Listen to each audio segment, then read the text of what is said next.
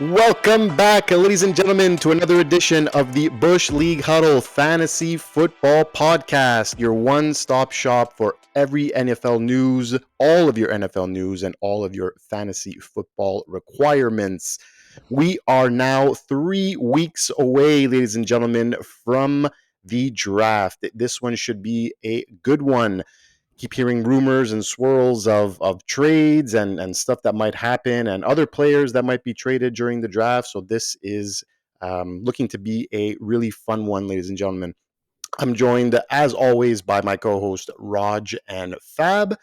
And if you missed our episode last week, we did a deep dive on all the top QBs that are slated to go next in the next draft. In the next NFL draft.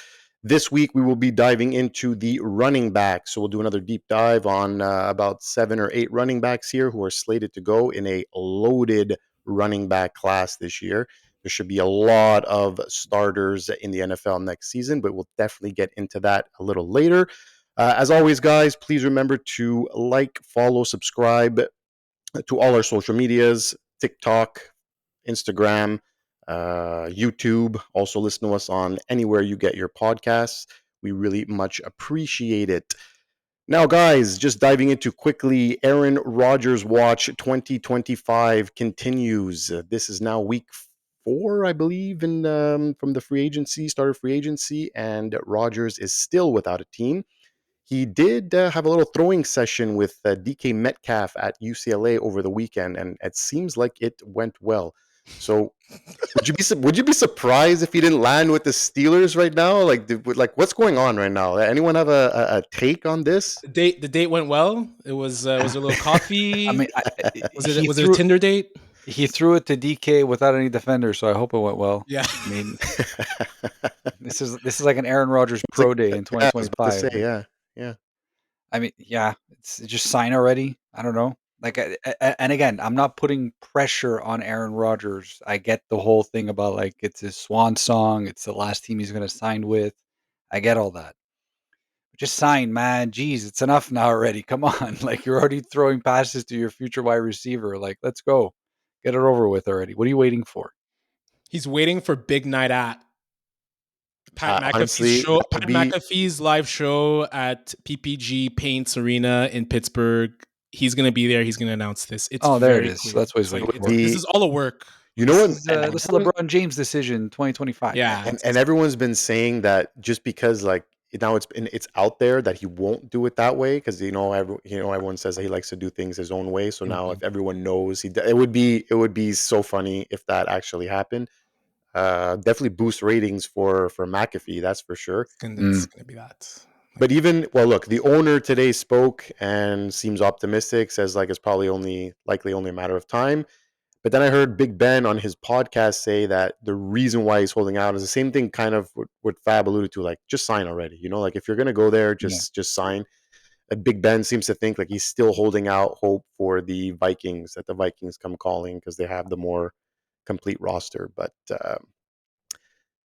the watch is still on. We will wait as well as all of you. So as soon as we have the news, we'll definitely break it to you. Another interesting owner speak. The Browns owner Jim Haslam spoke to the media Monday and said, "We took a big swing and a miss for Watson." Seems like weird timing since he's still on the roster, but does that pretty much assure that he'll never be wearing a Browns uniform again? Never wearing a Browns uniform again. Probably going to be wearing one while he's on the bench. But I feel like this pretty much assures that they're going to be looking for other quarterback options in 2025. Kirk Cousins to the Browns is still a very hot rumor. I know that it's been doused with a little bit of water, but I feel like it's been picking up steam lately. I don't know how that's going to work from a cap perspective, but at the same time, I feel like it is still very much on there, and I think it's still on the radar. And then you have to figure that, if Kirk Cousins doesn't go to the Browns, then they have to draft a quarterback. So then it's going to be Sanders at 2, because or else who's going to be starting for them in the beginning of the year? Kenny Pickett? I'm not convinced. I'm not convinced. High on Kenny Pickett. Yeah, which leads me, my God, who's high on Kenny Pickett? Sorry. I'm not convinced the Browns are picking Shedeur anymore, and we had tweeted it in our account today that like FanDuel, the odds for the Browns, Hmm. highest odds or most likely was Abdul Carter at that pick, and then Shedeur Sanders, and then Haslam kind of made a quote about how it basically sounded like a ringing endorsement for Stefanski and Andrew Barry, the GM and coach, on it sounds like they're going to be patient with them, and that it's not a make or break year where they're going to get fired with regardless of what happens. So to me, that leads me to believe that's more BPA, Hmm. and maybe they go with Abdul Carter or Travis Hunter, or maybe they trade back into the first round to get Shedeur at a later pick. But I don't think it's a lock that Shedeur is there. And I mean, for Watson, you were saying, well, what's going to happen with the cap when the Broncos cut Russell Wilson? Weren't they? They were on the hook for most of the cap, correct? Because there was Yeah, very true. the guaranteed money, but So his whole contract's guaranteed. So I don't know what's left on it, to be right, honest with you. But right. um, I mean, to excuse me, on that point, I don't know. Like Abdul Carter would be um, for sure a good pick, but after you just re-signed Garrett for all those years, I know it'd be nice to have a fresh one and have like two on the outside that it's pretty would be pretty unstoppable defensive wise. But I think in terms of Kirk Cousins, you're right, Fab. I think where there's smoke, there's fire, and he might make his way there, but only after the draft. I don't think he's gonna be. There's no way he's gonna get into another panic situation where they draft, a quarterback there. So I think we'll have to wait on that. But That's a good point. Hmm. yeah, I think that's what's stalling Kirk Cousins from Yeah. being traded is that he doesn't want to be Michael Penix again this year. So he waits, but. Some just quick touch upon some rule changes for the upcoming season. They have the coaches meetings this week in Florida. The kickoff rule was changed where the ball will be placed on the 35-yard line for touchbacks, where it was 30 last season. So they're expecting a lot more returns. The OT rule was also modified, so it's going to be a 10-minute quarter, and both teams will be given a chance to possess the ball, similar to the playoff OT rules, but in the playoffs it's 15 minutes. But someone said something interesting today. What happens if someone possesses it for 10 minutes and they score? Does does the team get like one last shot to like chuck it down the field if the time expires? I don't think Or so. does the time because the rule says the teams will be given a chance to possess? Yeah, but it's a 10-minute quarter. So I was thinking the same thing because for me this is like you allow both teams to have a possession, which I think is great because the OT rule was always very it was very weird. I never liked it to begin with. But then you reduce the quarter down from 15 to 10 minutes, so a team can have a 9-minute drive, score a field goal, and then that's it. Like the Yeah, game but is it's over. they're hard to 9-minute drives are not the Well, it's not norm, right? Very impossible. It's just like, it's Yeah, almost like a wash at that point. Like you're not operating or not changing the rule with the intention to make the game more competitive from how the OT rules were before. From like when you're reducing the amount of time within the quarter. So no. even if a It team was has always 10 minutes. it's always 10 minutes. It was always 10 minutes to OT. fine. I still don't like it. I think it should be a 15-minute quarter, a continuous, both teams play, and just how it would be. Basically, it should be a fifth quarter, and then at the end, if it's still like tied at the end, then it's a tie. Like, but Yeah, I think they're just trying to find a way where they don't go a whole other quarter and play a whole like other quarter of football and try to And find a a, happy medium in terms of like, okay, both of you will get the ball even if the person scores a touchdown. So NFLPA, man. yeah, I think the yeah, NFLPA is stepping in here that yeah, for they sure. want to reduce injuries, which I think is very fair. Yeah, that's especially with that's all the fair. talk of the 18 game Yeah, schedule now coming to the table too. So um with this new rule change, we finally came into the 21st century, I guess. I guess 20 years after tennis did it, but method of measuring first downs will switch to camera-based technology in 2025. So the chain gang will remain in secondary capacity. So there'll be, I guess, the if something goes wrong, they'll be there for that. And then there's expanded replay assist for penalties. So the Yeah, penalties that will include defenseless player, face mask, horse collar, tripping, and roughing / running into the kicker. must have clear and obvious video evidence to overturn the call, but they will not be able to call penalties via replay. So only be able Okay. to correct a call that was made incorrectly. And to the rules that didn't pass, to eliminate automatic first downs for defensive penalties was not passed. That was comically brought up by the Lions, who have been the most penalized team in Ridiculous. holding and defensive pass interference in the last 3 years, which this rule didn't make sense, and it definitely didn't pass. And then the tush push was and playoff seeding, are tabled until May. So the tush push, we all know, is the Eagles' famous QB sneak play, and then the playoff seeding, where I think it was Standings. the Lions again. Yeah. It was the Lions again. brought Yeah. it up. They wanted to bring up if you're the wild card team and you have a better record, you should host the home game, which is Yeah. ludicrous. That Disagree makes 100%. divisions. Yeah. It makes divisions nothing, and why have divisions at that point? So that was it, guys, for our news and nugs for the week. Now we're going to do a deep dive on our running backs, and our first running back needs no introduction. He absolutely tore up the college football season last year, and some also think he was robbed of the Heisman Trophy.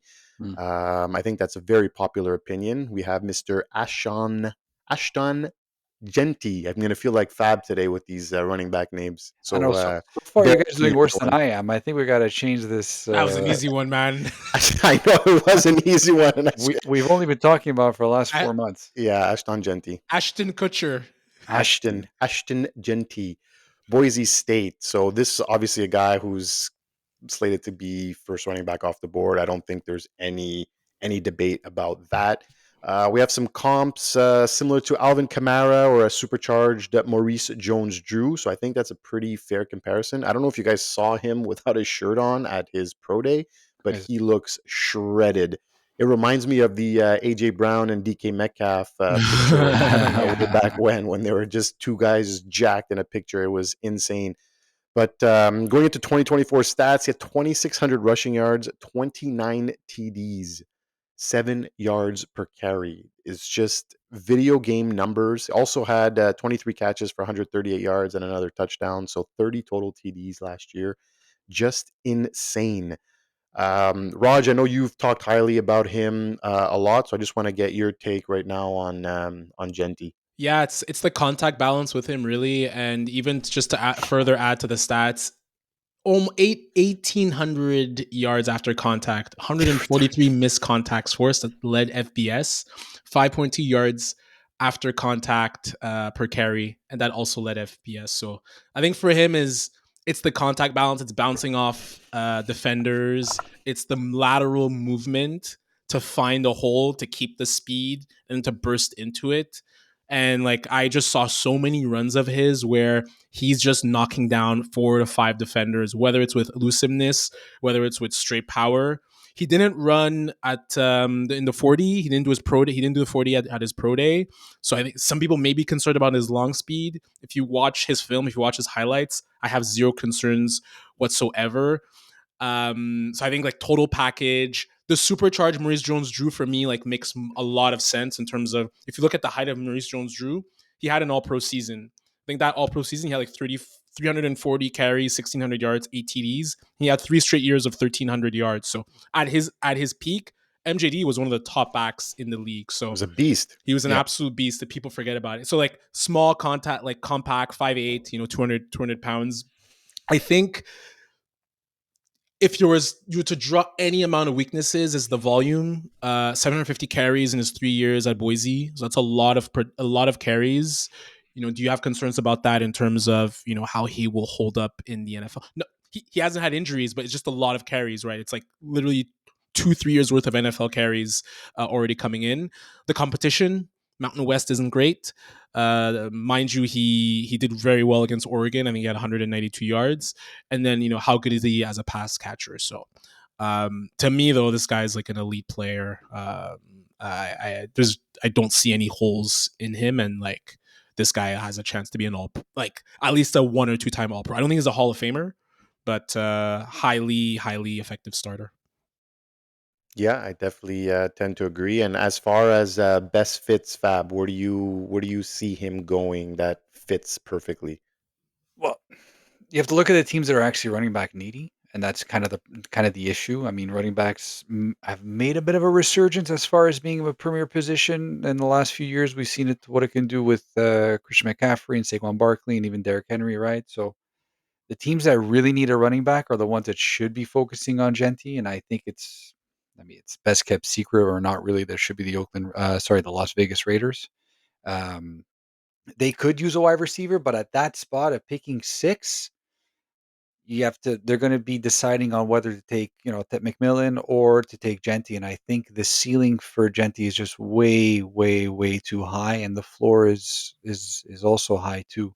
Mm-hmm. Raj hit on all the points. I need to go over them right now. I know the whole breakaway speed is a thing, right? But he think he had the most amount of 15 plus yard rushes in college football last year. So that to me is a non-issue whatsoever. So if I'm the Raiders, I would be looking at Genty and I'd be running away with it, quite frankly. I don't see how at that spot you take another position or another player at that value because the top five, right? So obviously the top three, Titans, the Browns, the Giants, are not going running back. Neither are the Patriots, even though they do have a bit of a need there, but I don't think that they have other more pressing needs than running back at that point. The Jaguars, and then you have the Raiders at six. He should be booking a ticket to Las Vegas and just sticking around there for a while. Does he, if for whatever reason the Raiders decide to go wide receiver or another position, does he get past the Bears, knowing that He shouldn't. it's Ben Johnson there, right? Yeah. Yeah. Knowing that Ben Johnson had a Jameer Gibbs player that he loved in Detroit, does he get past Chicago? Again, he shouldn't. He should not. He shouldn't even be there at 10. But if he is, then I think Ben Johnson is gonna pull the trigger and take him at 10. Because you have to figure this guy is probably coming in as one of the, if not the most polished product available to draft, right? Like in the same vein as Abdul Carter, as Travis Hunter, like uh, take position away, like which ones are graded the highest. He's graded absolutely one of the highest, if not the highest player, depending on who you speak to. So you get him at 10. It's like, okay, you know what? The value just supersedes anything that I can be getting at that spot. It just makes no sense for me to pick any other player. And just quickly, I want to take your both your takes real quick. Where do you see him and in terms of fantasy next year? Is he a locked and loaded RB1 or top 12, or do you have to kind of wait and see what his situation is? Raj. So I'll answer it in this sense where if you look back at the last, call it 10 years of running backs taken in the first round, like for me, I think he's a better prospect than Najee Harris, Travis Etienne, the disastrous Clyde Edwards-Helaire. Mm-hmm. Josh Jacobs, it gets a little iffy. I think it's, but if you look at Josh Jacobs' first season in the league, he was 240 carries, 1,100 yards, 7 TDs. That's like RB2 productivity, right? So that's where I see him, like high RB2 productivity. And I don't see in a situation where, you depending on where he goes, like if it's the Bears, I could see RB1 productivity for sure. Easy. The only reason maybe I hesitate with the Raiders is that I could see a scenario where they say, "Hey, maybe let's invest in the offensive line first." But seeing Pete Carroll there and like having to like put in a kind of a defensive minded run the football identity, I think the Raiders makes a lot of sense. But yeah, like I think the floor is like mid RB2 for sure. If you factor in like what Najee Harris and others did previously, and I think he's a better prospect. Yeah. I think that's a fair floor, but I would not be surprised if he hits a top 10 RB next year. I really wouldn't. And because this reminds me of when Zeke was taken by the Cowboys, and he was taken fourth overall, I think. Yeah. And first 3 years of his NFL career, he just ripped it. And then the year after that, Leonard Fournette, who had a fantastic year with the Jaguars in his rookie season, not as good as Zeke, obviously. So this gives you shades of that a little bit about how like a guy coming into a very good coming into a very good situation where he can produce right away and will be the focal point of the offense. I don't see how this does not translate to fantasy success. So you're okay with drafting him as your first RB? Yes, I am okay with drafting my first RB. Yes. Interesting. Okay. I mean, Uh, you tell me, sorry, this is assuming he goes to the Raiders and or no, or the Bears, not and the Bears, the Raiders or the Bears. If he goes to a different situation where he might be splitting carries, yeah, I'm going to change my tune, obviously. But like we're talking about from the Bears and Raiders perspective, I think either way, he doesn't get the full workload. Um, Regardless of what situation he goes, I don't think he's going to be a 3 down back right off the bat. he has to work on his pass pro to be there for the third down, and that's a bit of a knock That's against him just because he was shorter, like he's 5'8", right? yeah. So Coaches like the yeah, blocking back on 3rd down. yeah, that's the only thing against him. But then again, this guy's a beast. Like, give him the rock. Yeah, definitely. Look, like I said, definitely. I think it's unanimous across the board, across the NFL world, that he's going to be the first one off the board. Then it starts to get a little dicey on which ones will go next, especially the next two. So the first one we have Omarion Hampton from North Carolina. Comparison to Joe Mixon, perhaps. Hmm. He also had a pretty good year last year. 281 carries, almost 1,700 yards, 15 TDs, and almost 6 yards per carry. Very, very great numbers. He also had 4.35 yards after contact, which was third in the nation, which is pretty jarring numbers. This guy is a big boy, 6 foot, 221 pounds. So definitely a NFL running back size wise. Fab, what stood out with you for Hampton?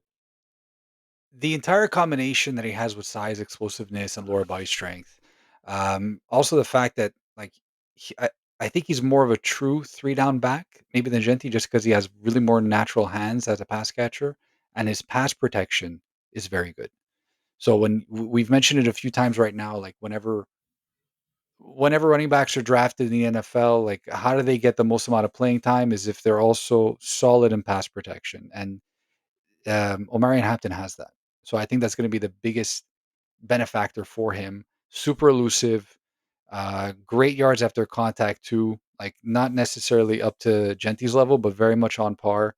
I mean, it's hard not to like him from a perspective from a prospective point. I even got some comps to Rashard Mendenhall, Knack, your boy over there. So like I think those are very applicable characteristics. Those are very applicable comps where you can see Omari Hampton also having pretty quick success in the NFL. Right? I mean, he's nice height, nice weight. It's everything you want in a solid running back and a 3 down back. Um, his the only knock I saw against him is that there's a his vision could lead to some boomer bust production depending on the offensive line. So obviously, I think he's going to have to go into a very good situation. So if he goes to, for example, the Bears, we spoke about before with the revamped offensive line, he could have some excellent production there. But if he goes to a team that's still working on beefing up their offensive line, it might hamper his fantasy production for sure, and also maybe even his production as an NFL player, and especially in his rookie year.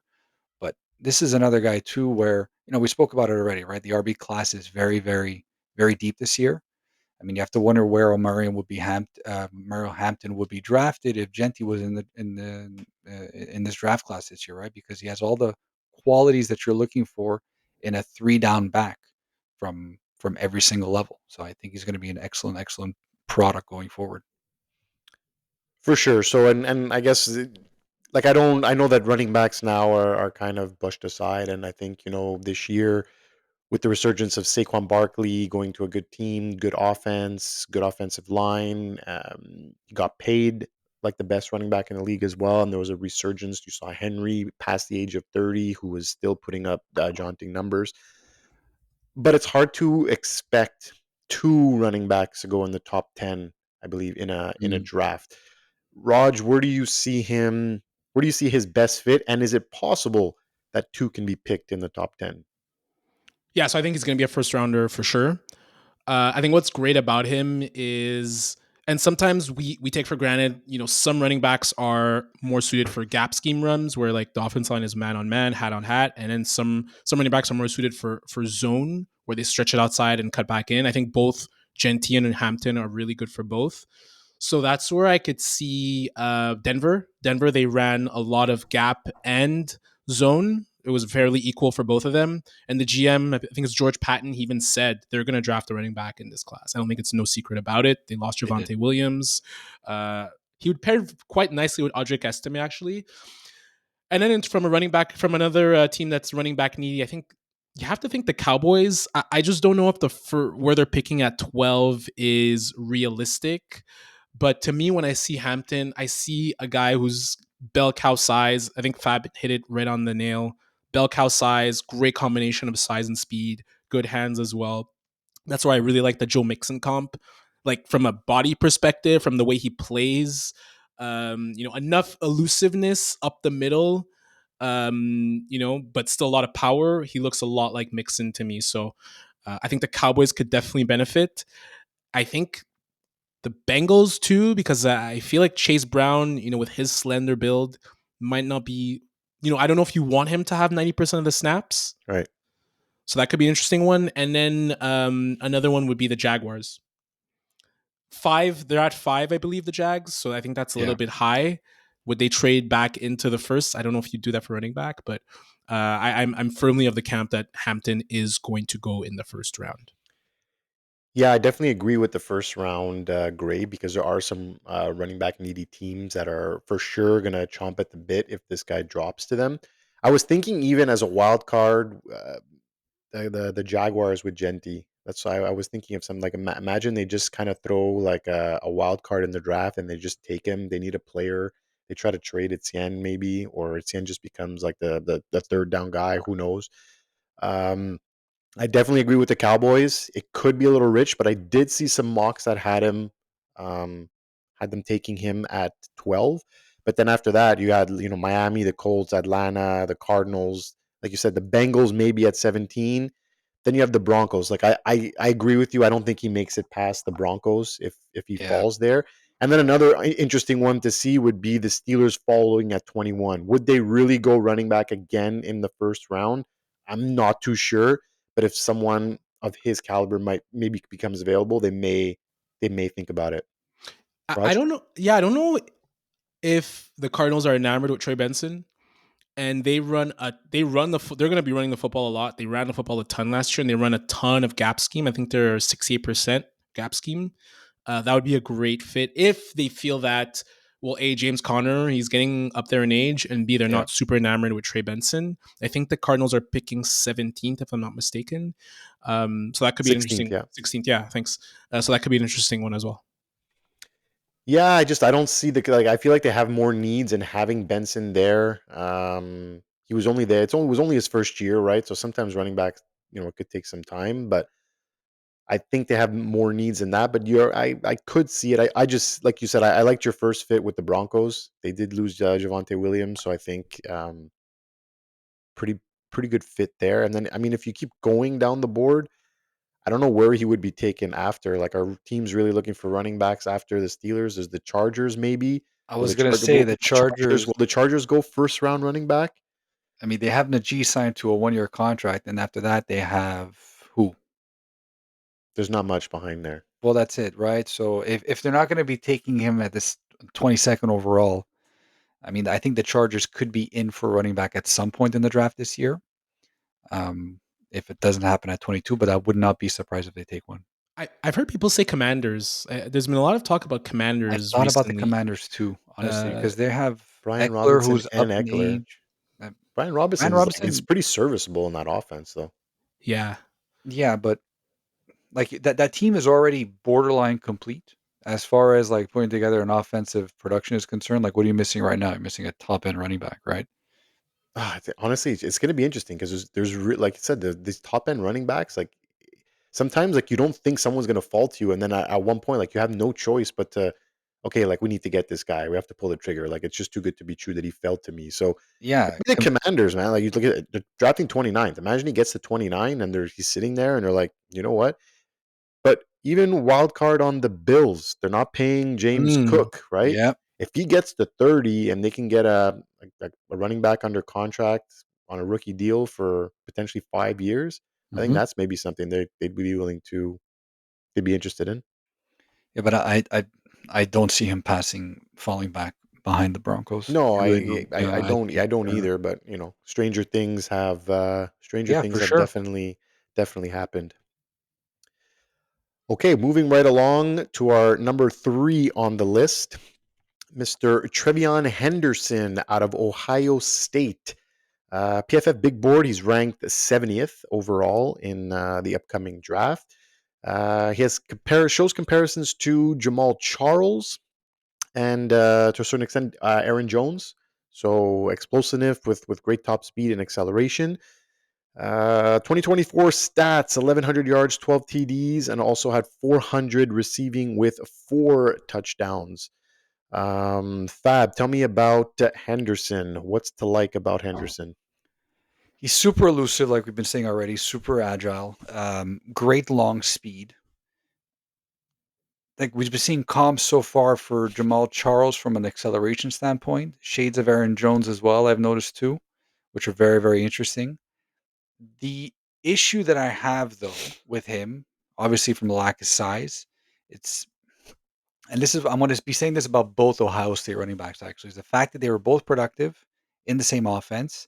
I don't know how that's going to translate to the NFL. What I mean by that is that they both have very different physical traits, which can translate very well to the NFL, but within a part of a running back room. So I think TreVeyon Henderson is going to be a productive member to an RB room. I don't see him being able to do that 3 down back role. He might be more of a 3rd down roll back type thing, just because a little bit more slender, is a little bit lighter than the other running backs that might be out there. But the fact that variable speed component in the NFL has a high effort player, both running back and pass blocking situations, so he's going to be there on the more important downs. But as far as a 3 down back is concerned, I don't think he has it, in my opinion. I think now we start to get into the weeds of, like a 2nd round grade or a 3rd round grade for some of these guys. And I think TreVeyon Henderson is going to be the first one for me in that sense. Yeah, and I think people are still again, these second and third round running backs are going to be really good. So Yeah. it's you're not Exactly. you're getting such good value at drafting in the second or third round. But Raj, I want to hear what you think. I think Fab. I agree with Fab. This is where the Cowboys can come back into play again. Like if if they don't want to necessarily go in the first round, they have the 44th pick, right? And we're saying TreVeyon Yeah. Henderson is in the second round, so I think he's definitely going to be a second rounder. Um, but he's a committee back. Like I see as I see now, his size, his makeup, to me that's a committee back. If we see comparisons to like Aaron Jones, yes, Aaron Jones can be a lead back, but when he is a lead back, what happens? He gets injured. Yes. Aaron Jones has been best when he's tethered to a more powerful back, which can spell him. Hmm. But I think he has the traits to be a very solid player. But I see him more as a committee guy. And I think Fab, your point on duos, really good running back duos in college is very fair, right? Like I'm looking back at some of them, some of the best duos, like Joe Mixon and Samaje Perine. There's always one guy who is really good in college. They're Hmm. both really good in college, but only one of them kind of becomes really good in the pros, and the other guy becomes more of a specialist. Mark Ingram and Trent Richardson. That's those guys were both drafted actually really high. Yeah. Richardson though was the bust. And even Cadillac Williams and Ronnie Brown, right? Like they both kind of teetered away, but Ronnie Brown was, I think, considered the better player at one point. They both kind of juggled on that front, but um, I would agree with you on that front. I think Henderson is more, best as a committee. And the Samaje Perine comp, Samaje Perine, fantastic player. He does exactly what he's expected to do of him within those situations that's required of him. From a fantasy perspective, he's not that relevant at all. But from a real NFL perspective, Samaje Perine is an excellent running back to have in the room, because you need that guy on 3rd downs. You need the guy to be able to run out on the flat and catch those balls and get your quarterbacks out of those messes and push the sticks whenever you need to. So from that perspective, I think like it's a very good body of work to look at as to how these guys can translate into the NFL when you have that running back committee in college. Yeah, I tend to agree, and I think that like he's going to go to a team that needs a dual threat running back, right? Like he's going to be a 1-2 punch. And I think he could thrive in a like Kyle Shanahan type system, 49ers, Dolphins, something like that, or Yes, or even in a spread offense, like yes. something like the Bills and the Chiefs. Like I think he would strive in those types of offenses because he is a dual guy and he could work together with someone else. And again, like you said, Raj, these are the type of players that need to stay healthy, right? And this is the way to do that: is limiting carries and splitting it with a counterpart. Well, that's a great call, Knack, with the Niners, and because his type of profile is very cutback heavy, so zone scheme would make a ton of sense. Niners 56% zone scheme runs, and look, I personally really like Garendo. But there's been a lot of talk this offseason that the Niners do need to draft someone because they traded Jordan Mason to the Vikings. And I think this would be really an interesting get for the Niners, second, third round. And then I think the Chargers would be really interesting too. The Chargers, if you that's the type of running back, like Henderson's the type of running back you pair with a Najee Harris, where it's Yeah, two different 100%. styles, Yeah, similar to what he had at Ohio State with Quinshon. yeah. And look, and Najee's kind of he knows how to be in a two running back system, right? He was Hmm. just in one in Pittsburgh, so look, I know he said that he's got more. He could have been utilized better in pass catching and this and that, but look, I think a 1-2 punch of both of them would be pretty lethal for. I was going to say San Diego, but L.A. I was San Diego. pulling a Raj there. Um, Wales? Never mind. Hartford. I mean, as far as fantasy value for him, do you see? Is he more of that wide? The excuse me, RB3 territory flex Flyer. play This is a flyer. flyer Yeah, guy. yeah, especially in his rookie season. If he gets into a really good situation, I can see it be relevant. But right off the top of my head, I don't see him even being drafted. To be honest, Interesting. Not even being drafted. no, because you have to figure that he has to go to a situation where he will be able to have some fantasy relevance, and then you're going to be drafting him just to have him on your bench for the first few games until he actually pops up because he's not going to be the starter no matter where he goes.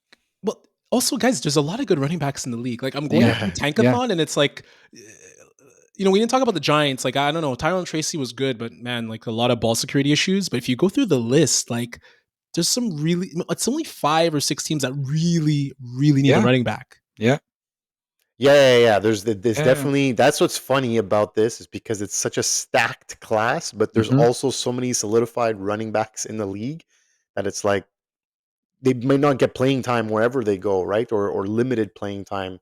I feel like there was a lot of running backs drafted last year, if I'm not mistaken, that came into offenses that, like I said, now we rosters are getting full and they may not have a potential place. So maybe we see some of these guys slide even in a loaded class, or knowing that it's a loaded class that they'll load up on other positions before the Exactly. top dogs Yeah. go, and like people will wait maybe third, fourth round before they start grabbing one of these guys. Well, that's why like J.K. Dobbins hasn't signed yet.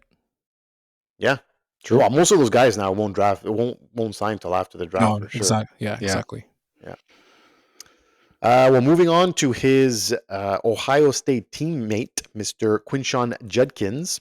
I hope I said that right. Nailed it. I think Sounds there right. we go. Pretty Nailed close. it. Yeah, fantastic.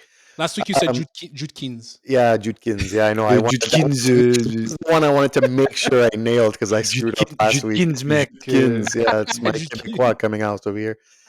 For those of you who don't know, Quebec is a city in Canada, Montreal, Canada. Quebec is a city in Montreal, Canada. Knack doesn't even know either. We're gonna edit this out for. Nope. Quebec is Nope. a city in the I country can't. of I North can't edit America. with. I can't edit with Zencaster. So you're stuck, bud. That's the only way people, our U.S. Followers, would have Other known U, where it other was. U.S. Americans, other U.S. Yes, other U.S. Americans who don't have maps and. Anyways, moving on. Quinshon Judkins showing comparisons to Nick Chubb or a worse receiving Todd Gurley. Fun fact about Todd Gurley: I don't think he's 30 years old yet. Yeah. Judkins had a 1,000-yard season with 14 touchdowns at Ohio State, and the 2 years prior was at Ole Miss and had 15 and 16 touchdowns. So he is a touchdown machine. Good height, good weight, similar to Henderson. So, Raj, what's there to like about Judkins? Yeah, it's the size to me. 6 foot, 221, 4.48 speed. And even like the vertical jump, really solid. The broad jump, really good. So this guy's like a really good athlete, straight line runner with power. That's why I actually love the Nick Chubb comparison. Like when you think of Chubb, Mm-hmm. it's a little bit of a looseness when he needs it, but it's turning the corner and running through guys. So no surprise, doing it out of Ohio State. I think we're jumping the gun a bit, but I think Cleveland could be a really interesting one here. Yep. I like this type of running back because the size provides bell cow ability, right? He doesn't. I think the weakness is where he's only caught, I believe, 22 balls per year and at a really low amount of yards. I don't think he's ever topped 161 yards in a given season. So this is kind of your prototypical, two for one down, two down back, Mm-hmm. and then maybe he cedes his place to kind of a third down back afterwards. But this is like gap scheme fit. So, like, you guys remember Beanie Wells? Yes. Yeah. This like he has the exact same size as Beanie Wells, a little bit faster, a little bit more athletic. And Beanie Wells had like that one really good year in Arizona. So like if you were to comp like kind of what his future would look like, I could see him as a more athletic Beanie Wells, and they both went to OSU. So, but I like him, like really fun player to watch.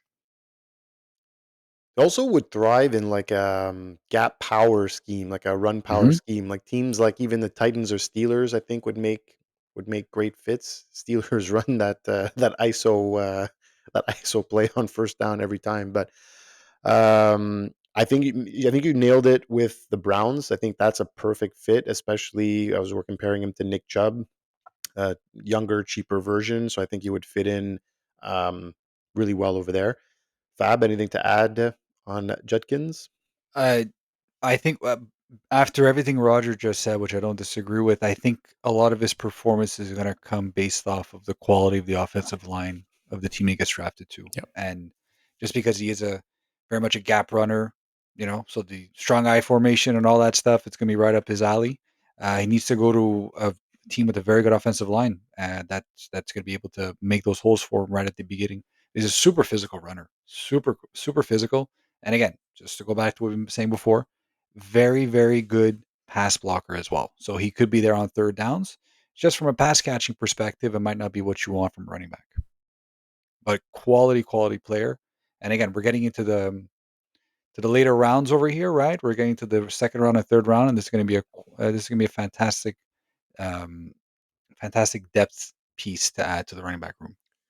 Do you see him having more fantasy value than Henderson just because he has that three down back bell cow kind of guy and being a touchdown machine like he was in college? He knows how to find the end zone. Like you said, he might see the field more because he can pass block. So do you Yeah, see him having more fantasy value? I think he has more opportunity to have. I think he has a better opportunity to have more snaps and reps and more playing time, which will increase the chances of him having more fantasy points. I think that's where I'm looking, right, because he could be there if the guy's there on even on third down, and okay, like and Henderson is not. What does that tell you from a pass protection or even from getting the first two carries and then like hitting it on third down and just getting those extra 2 or 3 yards and even goal line back too? If he goes to a team with very good O line, he could have quality returns from a fantasy perspective, almost like a Gus the Bus type thing, right? Agreed. Interesting. Yeah. Raj, any final thought? No, I agree with Fab said. Excellent. Our next man up here is the running back that has the best name out of the class, in my opinion, Mr. Cam Skattebo. Did I say that right? Skattebo, I've heard Scaramouche, Skattebo. Scaramouche, Skattebo. I've heard Skattebo. I've Really? heard Scat, Skattebo. Yeah, Skattebo, right? I think it's Skattebo. Skattebo. Yeah. Skattebo. My apologies. He's showing some comparisons. Actually, he's out of Arizona State. Should I forgot to mention? Showing Mhm. comparisons to Marshawn Lynch, according to Hall of Famer Terrell Owens, and a poor man's Josh Jacobs. Pretty decent year actually in college. Almost 6 yards per carry, 1,700 yards, 21 touchdowns. Also had 45 catches last year, which is pretty good for a running back. 600 yards. Raj, what's your take on Skattebo? The biggest disservice you could do to this dude is compare him to like Peyton Hillis and Mike Allstott. Like it's so annoying people who just go that lazy route and say white running back. Let me compare it to like some white plotting dude because this guy's a freaking monster, man. Like absolute battering ram, physical as hell. Like the Marshawn Lynch comp. Like when I was looking at highlights, it's just driving on people, guys bouncing off him. But then he has enough quick elusiveness, like in a little box, right? In like a little in really tight spaces, he could be really elusive. That's why also I don't know, Nak, I don't know what you feel. I saw a little Jerome Bennis where he just has that like little pitter patter, like quick moving of his feet, like big guy, and can make people miss in a little phone booth.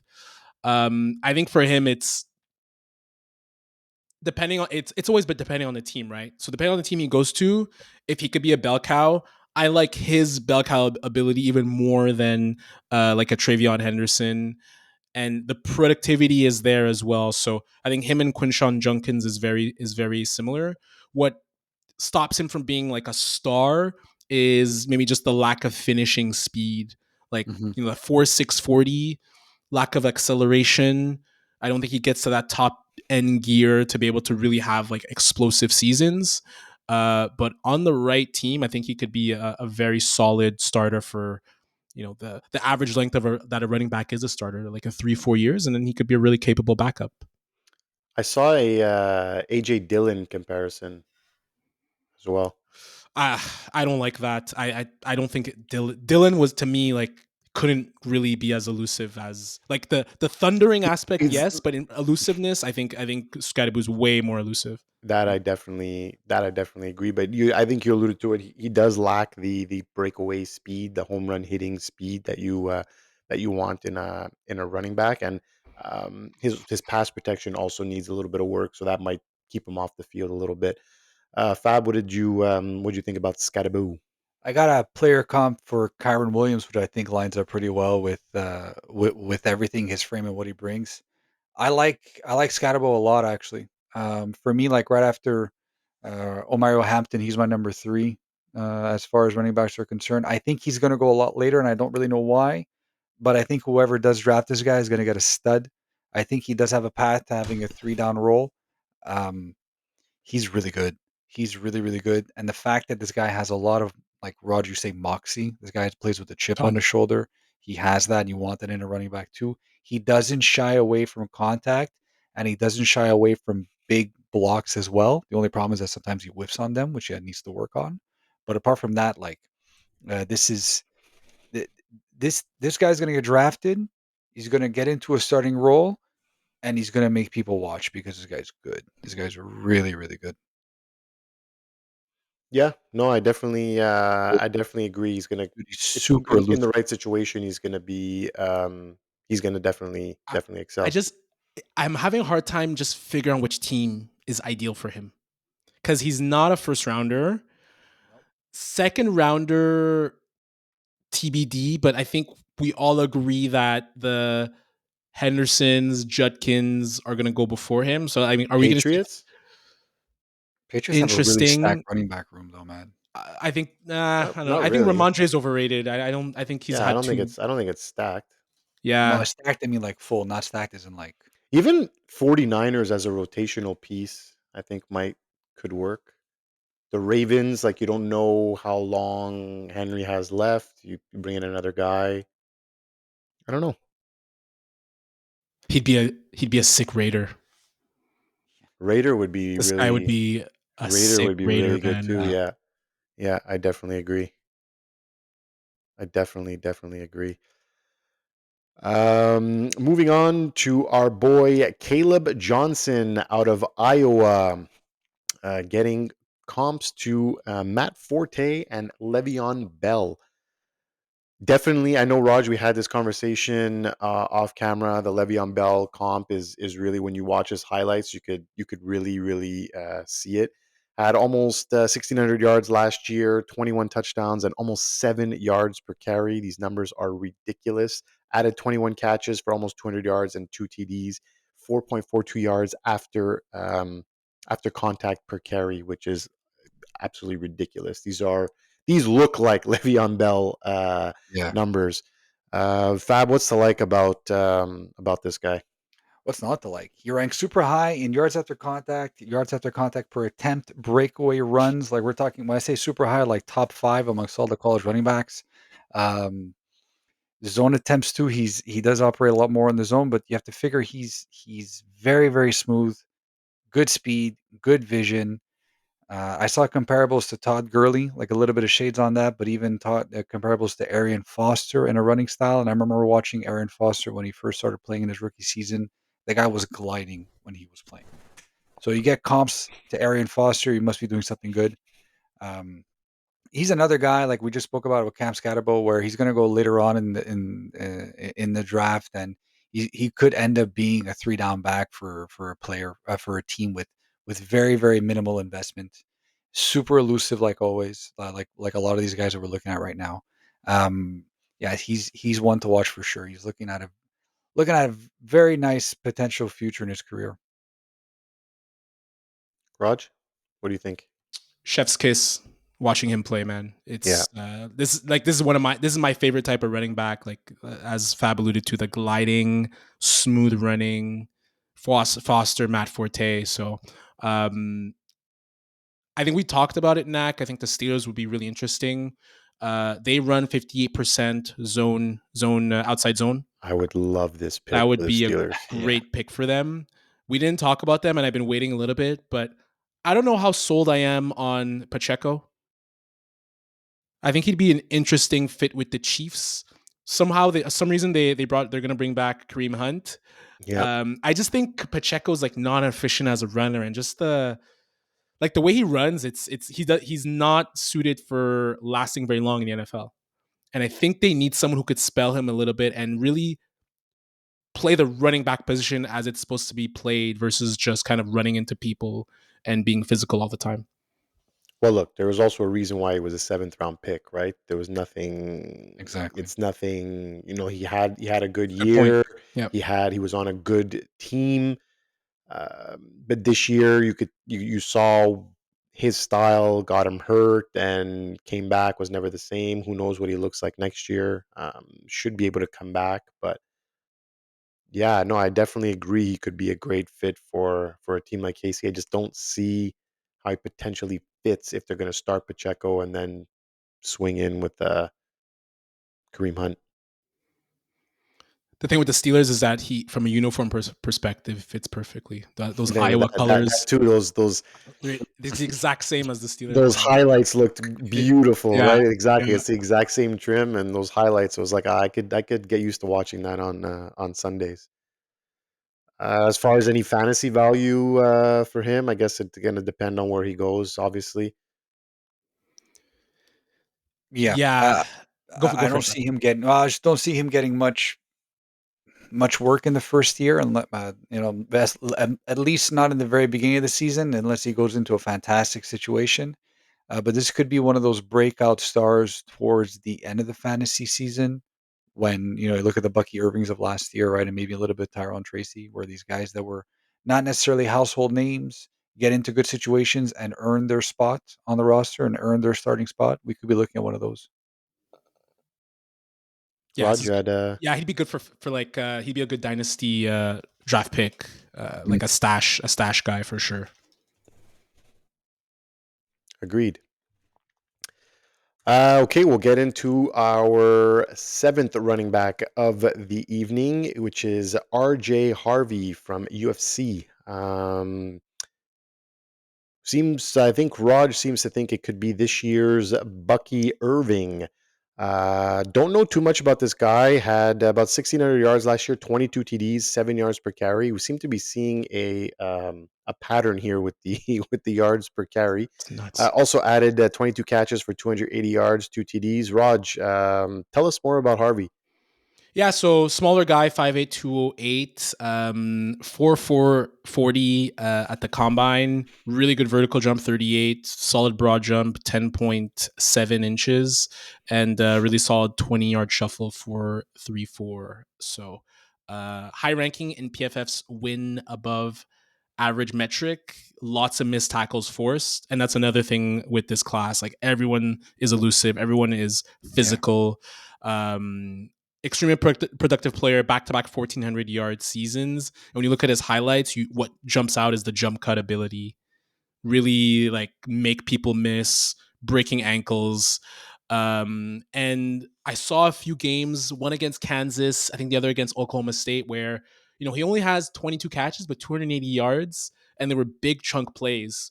So he's able to really run routes out of the backfield, wheel routes, really get in deep, and he has really good hands. So I think Bucky Irving, the difference was that he ran the 40 at 4.57. So he was very productive. I think people were a bit concerned about his high-end speed. Right. But when you saw him play, his game tape, he played super fast, amazing elusiveness, and that's what I see with him.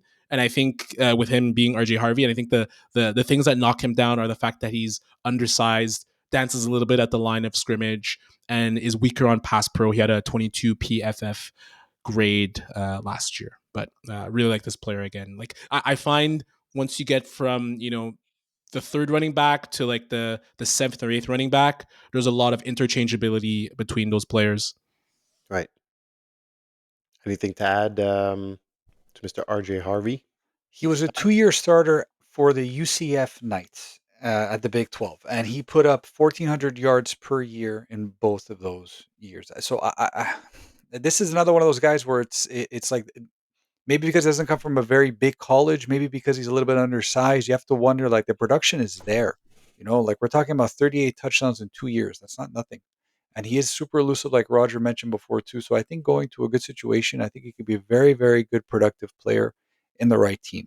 So I'm in on RJ Harvey quite a bit. Like, dances at the line of scrimmage, he's undersized, okay, but everything else he does, he could, it's a one jump cut away from taking it to the house, man. This guy has some serious elusiveness to him. I'm also seeing some comparisons to Devin Singletary and Damian Pierce for RJ Harvey. Not great names. Not great. Actually, I got Duke Johnson and Tajai Spears. Spears, I like Spears. Spears is a little bit better. Good. Duke Johnson was good for the Browns when Nick Chubb went down. God, I don't remember. Best fits I'm seeing is Texans, Commanders, or Giants. Giants as a fit. I'd be happy if he comes to the Giants. Very happy with the Giants. That'd be a very good one to nice, play. nice rotational piece, And finally, our last running back for the day is going to be Dylan Sampson from Tennessee. So shades of Devon Achane, a little bit less speed. You have Kenny Gainwell and Giovanni Bernard. So 2024 stats, he had 1,500 yards, 22 TDs, 6 yards per carry, another 22 catches for 143 yards, 1,638 all-purpose yards. Fab, what do we like about Dylan Sampson? So this is the body of work on him is a little bit smaller than maybe the other guys that we've been speaking about right now. But again, like, another super high elusive rating on these running backs. He had 1,500 yards and 22 touchdowns for Tennessee last year. And again, you talk about production. This kid has it. He might not be super productive in the PPR perspective, but he's an explosive change of pace back, great lateral quickness, super dangerous in space. So you have to figure that he's another one of those guys are going to be taken on later on in the draft, where they can still provide a lot of value to the right team. I'm looking at comps, and this comp actually I like a lot. It's actually two New York Giants. One is a current one, and one's a former one. Tyron Tracy a little bit. I see more Ahmad Bradshaw with him, actually. I wonder why he likes the comps. Yeah. Yeah. And Ahmad Bradshaw, I really see that over here I thought he too. was gonna say Tiki Barber. No, Tiki I know. Barber is I thought something else coming. that's Ashton Jeanty over there. Tiki Barber, closest thing to him. Oh boy. Hey man, Tiki was a stud. So I On the like field. Dylan. Yeah, that's right, on the field. I Boom, like boom, Dylan boom. Thompson. I like Dylan Sampson a lot. I really do. Yeah, me too. Me too. It's very similar profile to Jalen Wright, who played at Tennessee last year. Was drafted by the Miami Dolphins. So the Devon Achane comparison I see a lot. So 929 of his almost 1,500 yards came after contact. So despite the small size, he can mix it up and bounce off tackles too. Aside from that, I think it's like when you watch it, it's a lot of shovel passes, a ton of inside zone from shotgun, like a ton of RPO. So what I was reading about why people are knocking him down is apparently Tennessee play like a very spread out, like a super gimmicky spread offense where the wide receivers play extremely wide, and so he's running on 5-man boxes on a consistent basis. So not sure how much that could be replicable in the NFL, but the production is the production, and in the SEC, man, like 1,400 yards is really good. So the And last thing also that I think is knocking him down is the ball security. So 4 fumbles in 2024, and kind of like very nonchalant in terms of how he carries the ball. So that's why he's comped to Tyrone Tracy. And Tiki Barber. The fumbles. Tiki Barber. And Tiki Tiki Barber had Barber. Yeah, it's big true. He fumble issues, had man. very fumbleitis. Yeah. But then what happened after was coached out. So same thing can be happening with Mr. Sampson. So just don't knock the guy for being a little bit too cavalier with the ball. That can be coached out in the NFL for sure. Plus 22 touchdowns, man. Come on.